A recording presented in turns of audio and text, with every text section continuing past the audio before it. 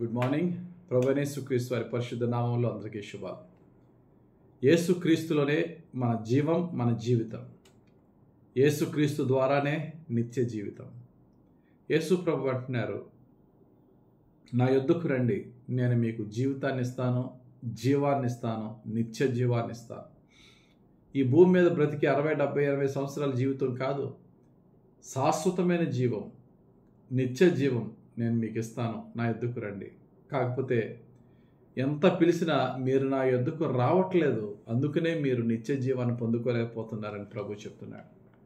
యోహాను సువార్త 5వ అధ్యాయం 40వ వచనం, అయితే మీకు జీవము కలుగునట్లు మీరు నా యొద్దకు రానలరు. జీవాన్ని పొందుకోవాలంటే నా దగ్గరికి రండి, కానీ మీరు నా దగ్గరికి రావట్లేదు. నేనే ఆ జీవాన్ని. యోహాను సువార్త 1వ అధ్యాయం 4వ వచనంలో, ఆయనలో జీవం ఉండెను, ఆ జీవము మనుషులకు వెలుగై ఉండెను. జీవం అనే మాట ఈ యోహాను సువార్తలో 36 సార్లు రాశాడు భక్తుడైన యోహాను. ఆ జీవం ఎవరు? యేసు ప్రభువే. ఆయన యొద్దకు వచ్చిన వారికి ఈ భూమి మీద మంచి జీవితం ఇవ్వడమే కాదు, నిత్య జీవాన్ని ఇస్తానని దేవుడు చెప్తున్నాడు. కానీ మీరు నా యొద్దకు రానొల్లని ప్రజలై ఉన్నారు. చాలామంది యేసు ప్రభు దగ్గరికి వచ్చాం, యేసు ప్రభులో ఉన్నాం అనుకుంటూ రారు.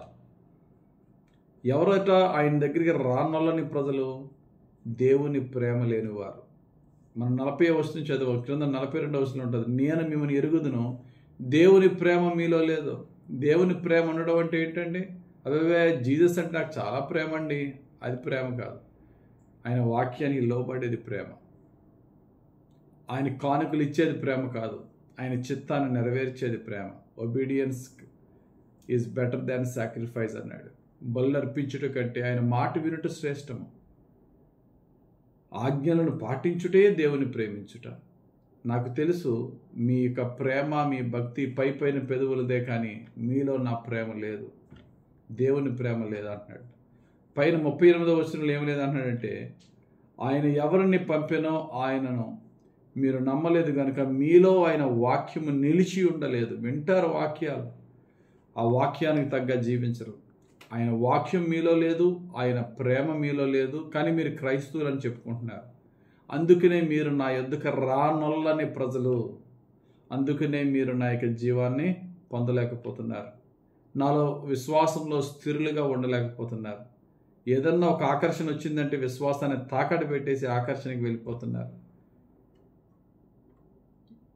దేవుడు ఈరోజు చెప్తున్నాడు ఆయన వాక్యం ద్వారా, నా యందు విశ్వాసం ఉంచండి, నేను మీకు నిత్య జీవాన్ని ఇస్తాను. నా యందు విశ్వాసం ఉంచకుండా ఈ లోకానుసారమైన వాటి మీద మనసు ఉంచితే మీరు నిత్య జీవాన్ని పొందుకోకపోవడం కాదు, దేవుని ఉగ్రత పాలవుతారంటున్నాడు. యోహాను సువార్త 3:36, కుమారుని యందు విశ్వాసం ఉంచువాడే నిత్య జీవము గలవాడు, కుమారునికి విధేయుడు కానివాడు జీవము చూడడు గాని దేవుని ఉగ్రత వాని మీద నిలిచి ఉండను. కాబట్టి ప్రియులరా, యేసుక్రీస్తునందు విశ్వాసం ఉంచడం, యేసుక్రీస్తునందుకు రావడం అంటే ఏంటట?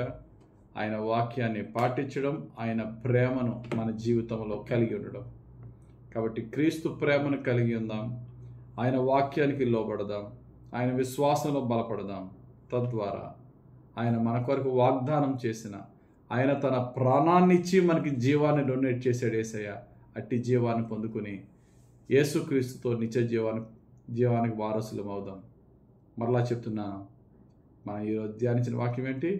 మీరు జీవము కలుగునట్లు మీరు నా యొద్దకు రానొల్లరు. రానొల్లని ప్రజలు.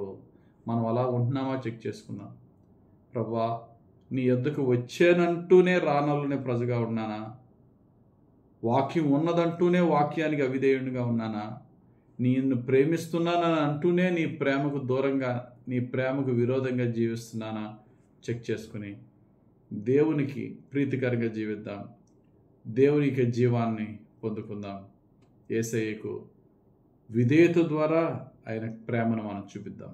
దేవుడు తన పరిశుద్ధ వాక్యం దీవించి ప్రభు వాక్యానికి విధేయత కలిగి ఆయన ప్రేమించి ఆయన జీవాన్ని పొందుకుందాం. ప్రార్థన చేసుకుందాం. పరిశుద్ధుడా, ప్రేమ కలిగిన తండ్రి, ఎంతోమంది క్రైస్తవులు ప్రభువా నీ యొద్దకు వచ్చామని, నిన్ను ప్రేమిస్తున్నామని, నిన్ను వెంబడిస్తున్నామని చెప్పుకుంటూనే నీ దృష్టికి నా యొద్దకు రానొల్లని ప్రజలు మీరు అని చెప్పే స్థితిలో ఉన్నారు.